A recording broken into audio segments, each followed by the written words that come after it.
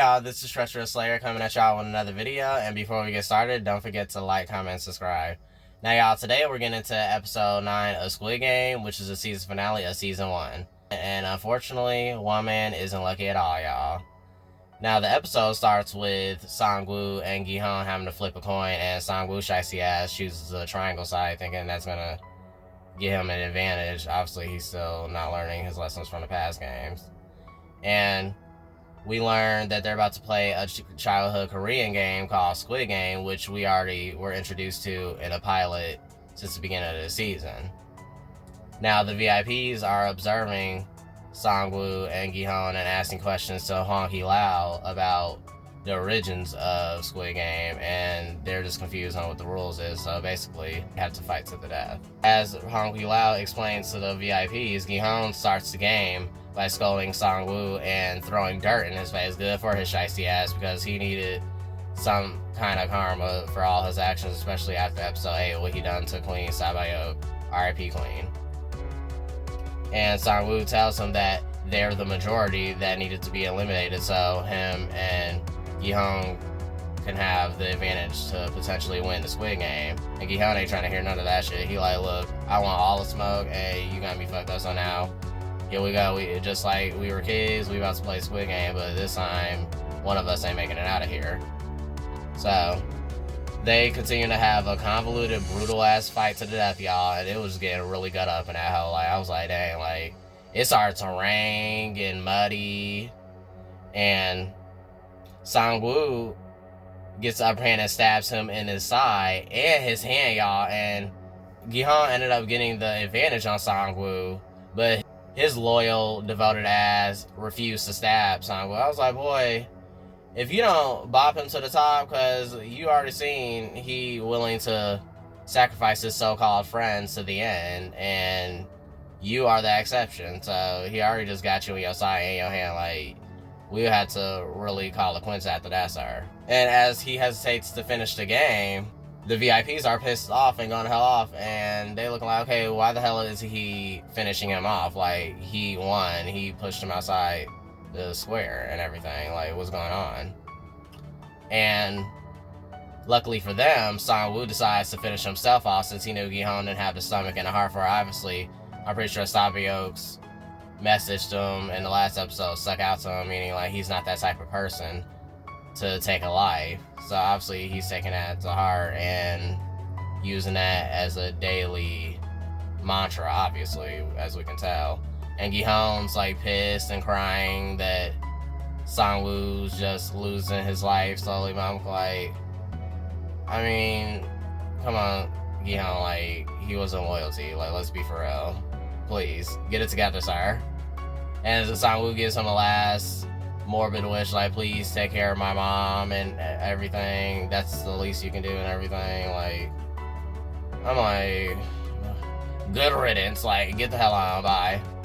And he's just sitting there boohooing and crying. And then obviously we learn that Gi-hun's the sole victor of this Squid Game. We then see the VIP's mask laid out on a shelf next to the window where they are watching Sang-woo and Gi-hun battle to the death. And then just different shots of scenery. Jump forward, we see Gi-hun having a blindfolded meeting with Hwang who tells him that he should forget all of this has happened and think of it as a dream. And Gi-hun's stubborn ass like, hell no, you can just forget something like this. Like, I done lost hella people. I done lost new friends. I done lost old friends. Like, you got me fucked up. Like, take this blindfold off. I want to see your face. Who the hell are you? And Hwang resists his pleas and demands as he just like smiles and takes sips of his drink. Like, look, like I told your ass, you the sole victor, and you need to forget all that's happening. As Hwang just continues to patronize him, Gi-hun gets more persistent, and Hwang decides to knock him out with the knockout gas that the players were brought into the game with in the beginning of the show. And this was so messed up. I'm like, damn, he's the winner, but he's not happy. And well, obviously he won't be happy given all the people he done lost, so it's pretty fair. His feelings are valid at the moment.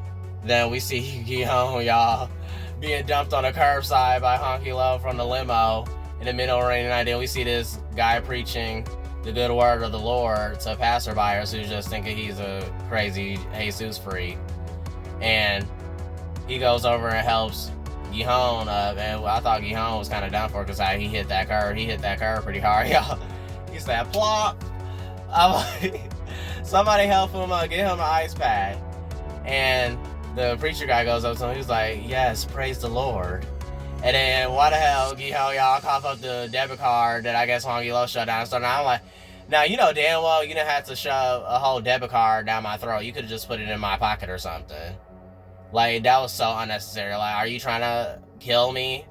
I literally just went through all those hellish games. Are you gonna try to kill me by shoving a damn piece of plastic down my throat? Like, yeah, it'll have to be on site for Hwang. I'm sorry, like, I was with the shits at first, like, how complacent he's being at being at the top. But no, like, we had to fight after that. You ain't finna shove a whole debit card down my throat. And I just had to play glass stepping stones. I'm not over that, y'all. Like, y'all got me fucked up. And as he coughs up the debit card, he goes to an ATM and removes 10,000 won. And then he notices the 45.5 billion won in his account. I'm like, damn, so they really just wired out all to him. Like, so at least he know it was real. And they also, we could see the anger and depression etching in his face as he realizes, oh, it wasn't a dream. I can't easily forget this. Like, he's gonna have some major PTSD after this. Like, how do you expect someone to recover for something like this? Like, this is insane. Like, I'm like, they really just gave him all that money too. That's so crazy, y'all. But I don't know what he's gonna do. But we would definitely see soon. So, as the episode continues, we see Gihon continue to walk down the street and just wallow in depression. And then we see Sang-woo's mom stop him and gives him some fish to take home to his mom because she's been worried about him and his mom since he's been missing for months along with Sang-woo, obviously. So she's like, okay, where have you been? And have you checked on your mom?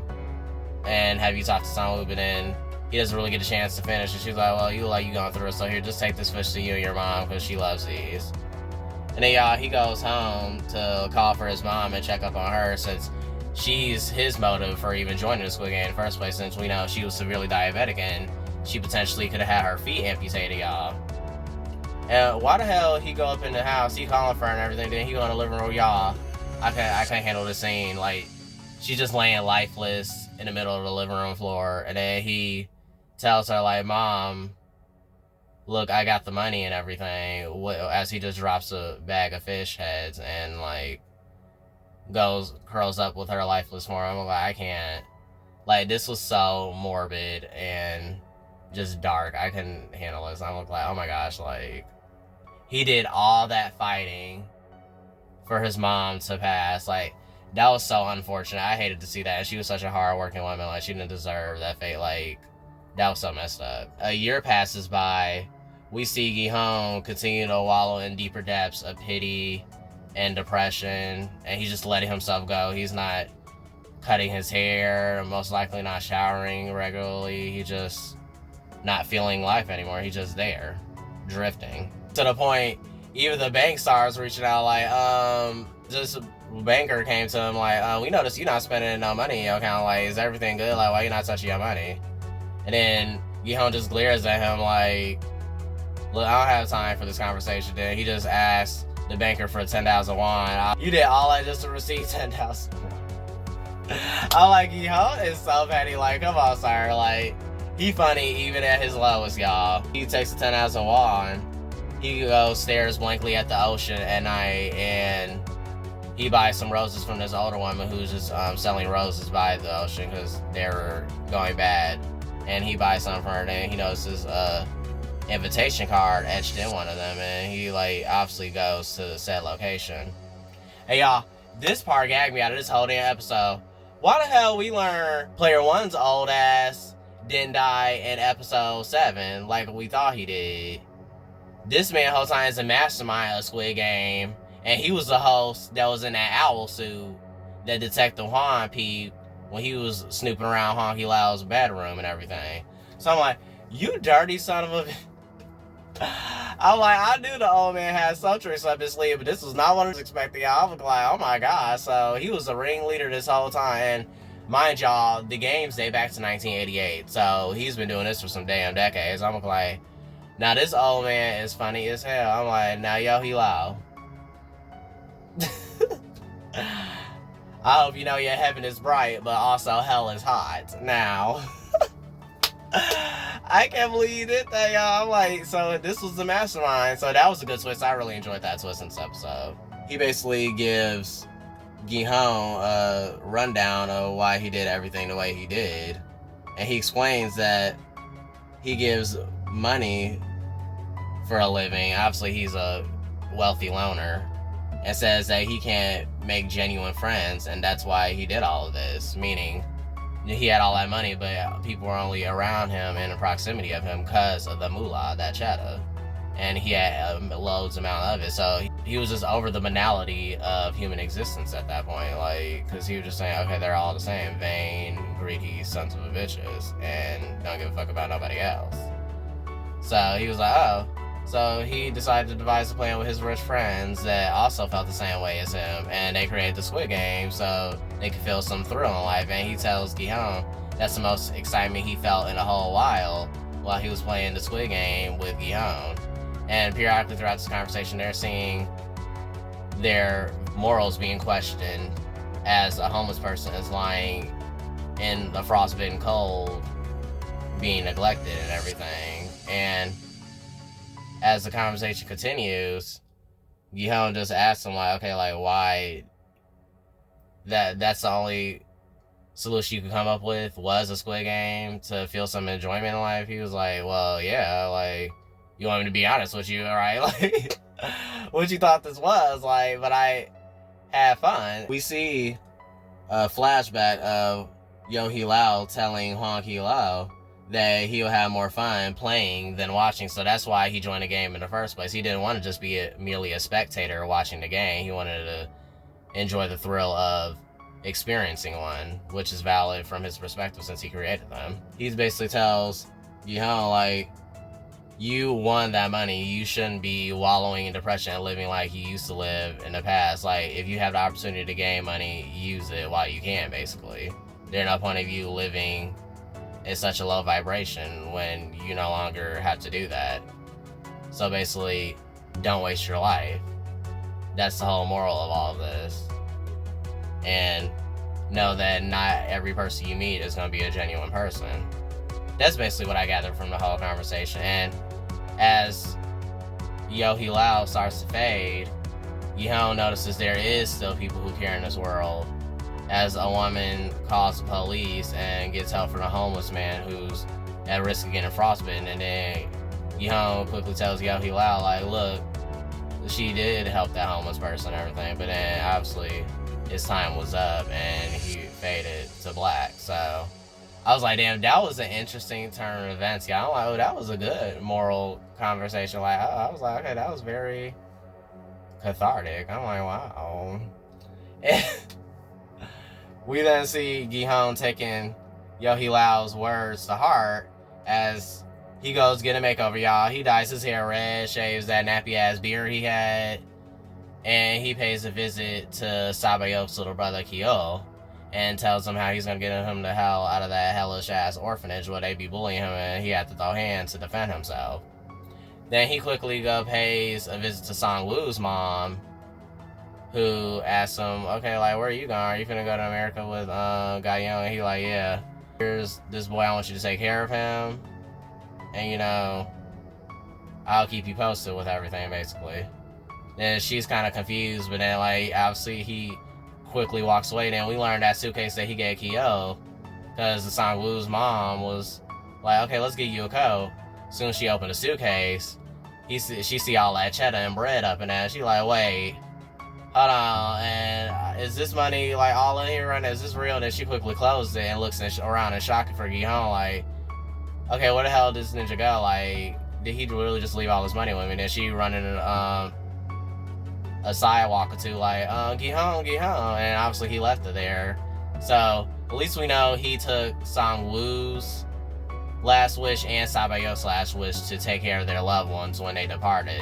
So I do respect Gi-hong for doing that. That was very generous and noble of him to do, given all the hell they had to go through in the first trial. We speed past that. We see Hwang getting ready to go on his way, dressed in a nice suit, well showered, on the phone with Young, letting her know that he's on his way to the airport to get on the plane so they can start their new life together in America. As he's on his way to the train station, y'all, we see my Napion from Train to Busan. I'm like, oh, there you go. I'm like, where the hell you been? Because he done come over dinner, y'all. And he's over there playing Dakaji with a potential unexpected player. And Hwang is pissed the hell off, like, oh shit, the next game's gonna start soon. So he quickly tries to run around the station where Manapion's chilling at playing Dakaji, but then Manapion quickly slips on a train and then waves all slyly to him and smiles like, bye, you thought you had me. Then he goes and scolds the player and cusses out that player like, you don't know what this is, you need to basically go to hell home and forget any of this happened. And he snatches the car from that player and Hwang is just fuming, y'all. And we see him continue to go to the airport on the phone with Young, about to board the plane to America so they can start their new life together. And he pulls out that car and he calls the number. We see Hwang giving his name and birthday and then tells him that he's player 456. And I'm glad we learned that he's Scorpio, y'all, because it explains so much. And Honky Low was basically like, okay, you need to just get on that plane with your daughter and go to America and start a new life. Don't do anything brazen. Like, you already won. You don't got no points to prove. And obviously, being a stubborn Scorpio like he is, he turns around and goes to the site where the second Squid Game is about to begin. And y'all, that's how the season wraps up. And I'm like, he really just gonna turn back and go right into another hell dimension like that. I'm like, now you know this is gonna be worse. And y'all, I'll go check out my season 2 thoughts and theories on the upcoming season 2 that's about to premiere December 26th, y'all. And it's the day after Christmas. I'm like, okay, Christmas present, thanks for that. Like, I can't wait to see season 2, because y'all know season 2 is about to be off the damn chain. Y'all know heads about to be rolling, feet about to be loose. Like, it's just gonna be all hell breaking. I'm like, oh, this is gonna be crazy. I already know. And I know there's gonna be another outrageous iteration of red light, green light. This is gonna be worse than the first. And he's going right back up into it. I'm like, now you know you got a whole daughter that you should spend the rest of your life with. Like, yo, hello, told your ass, like, use the money that you won to go live a better life. I get you're trying to be the hero and the knight in shiny armor, but you already granted Sabayok's and Sangwoo's wish, even though, like, Sangwoo, I give a fuck about his wish, but nah, because his mom was pretty fucking funny, so nah, never mind. Disregard that. And yeah, I really enjoy season 1, so I'm very anxious to see season 2 and the final season 3, which I'm like, damn, only 3 seasons, I'm like, but I'm pretty sure it's gonna be amazing. So I'm just glad they both got greenlit, because I was kind of worried a bit. I was like, wait, okay, there gotta be a continuation, because he just went to a potential second round. So we're about to see how this goes. And y'all, I'm excited to announce I'm doing a Road to 1K giveaway. And once I reach 1K, I'll be awarding 3 lucky subscribers with 1 code for whatever movie they want to win. So here are the codes for Scream 6, I Know What You Did Last Summer, and I Still Know What You Did Last Summer. And these are the digital codes for the movies, and I'm not scamming y'all because I don't got the time and energy for that shit. This is legit. And the way you can win it is by following me on Instagram and commenting under this photo you're about to see, which is my 1K giveaway photo of the movies. If you want to be the subscriber to win the Scream 6 digital code, you gotta guess my top 7 favorite Scream characters. Here's a hint: 3 of them are killers, 3 of them are survivors, and 1's a victim. So you should have fun with that. And if you want to win the I Know What You Did Last Summer digital code, you gotta guess my 2 favorite characters from I Know What You Did Last Summer. And last but not least, if you want to win the I Still Know What You Did Last Summer digital code, you gotta guess my top 4 favorite characters from that film. And just comment your answers under that photo on my Instagram post.